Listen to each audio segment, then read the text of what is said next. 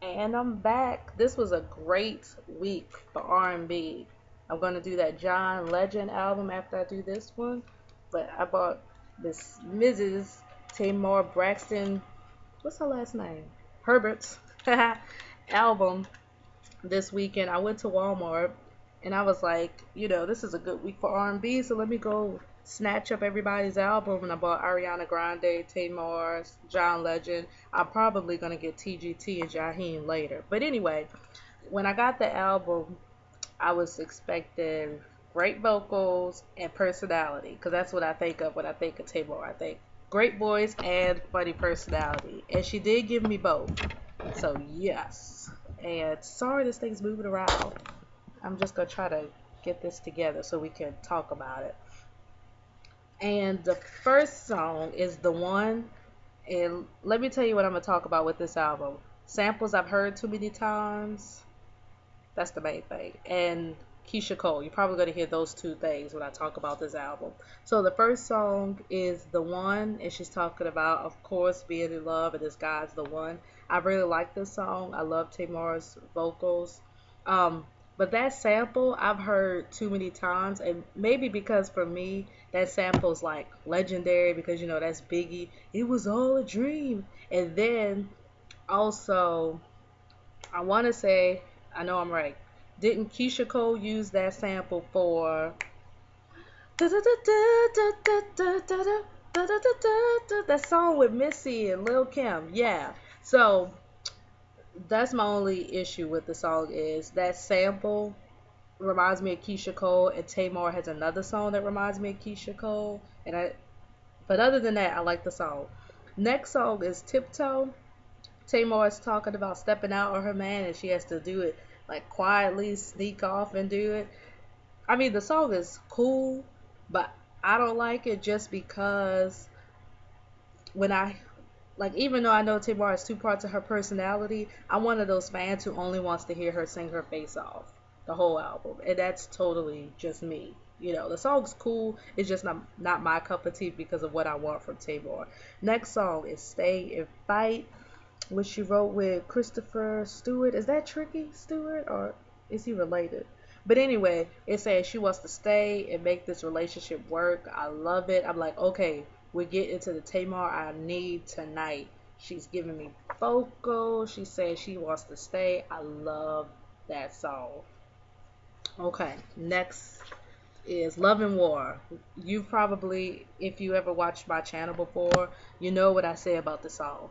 Whoever did the production screwed her because that song sounds just like, you know who name I'm about to say. Sorry for moving this around. Sounds just like Keisha Cole's Trust and Believe, which just came out like right around the same time. Goodness. But anyway, I like this song because, she's saying, we're going to make this work. We'll stay on the front lines. But you've heard that song before. All the Way Home. Love this song. Because, see, this is the section of the album where Tamar, she's just giving me what I need.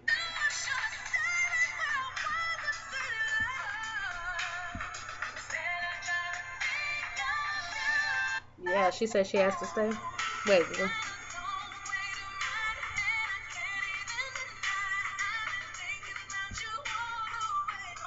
I love her vocals, and she says she wants to make it work. I love it. And then she gets into the three tracks I hate. So I'm just gonna go through them real quick. One on One Fun. I don't even know if that counts as a track because it's like a minute. Like, and then next she did that. She could have kept that. I don't like that. But like I said, it's just because I only want Tamar to sing. I don't want her to do this other stuff. Then Hot Sugar. I know her fans love that stuff. See, I don't watch the Tony, like, what is it called? That TV show with her. So people who watch that show, they've been anticipating that song, but I'm not one of the people who watch that show. I just bought the album because I know she can sing, honestly. Next song is Pieces. Everybody who's a Tamartian, they say this is the one she should submit to the Grammys. If this is the song,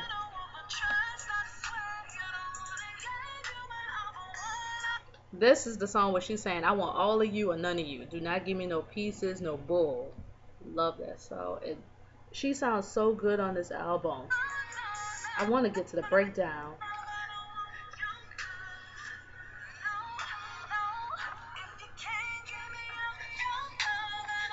Okay, next. Where it hurts. She's saying, you were talking to somebody else, they hurt you. Show me where it hurts and I'll make it better. And it reminds me of Tevin Campbell's Tell Me Where, but of course these are two completely different songs. Love it. She sounds good. She's like, tell me where it hurts. I'm sorry. That's my Toni Braxton impersonation because at times she reminds me of Toni. Then the next song is Prettiest Girl. That song's, she was giving me a Natalie Cole intro. Yeah, ladies, if you ever mad at me, shit. Like, that was cute. The song was not bad. That's cute. Sound of Love. Love this song. What she's talking about. Let's make some love dance. Let's make it sound like love. Let me put.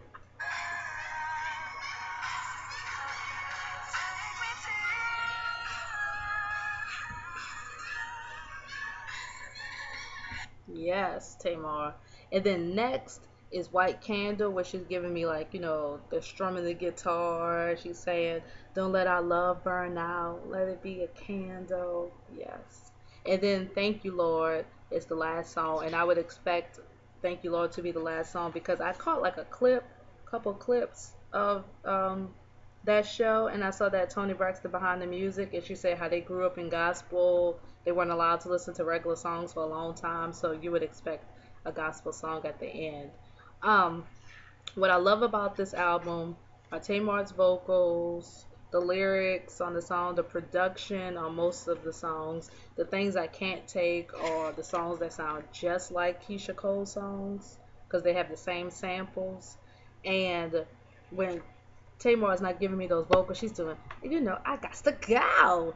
You know, I I'm just not the type of person who likes those songs, but it's a good album. It's definitely worth the purchase because Tamar sounds good. I want her to win with this album. I don't know if she or Ariana Grande, or which one is going to get the top album because they're like neck and neck.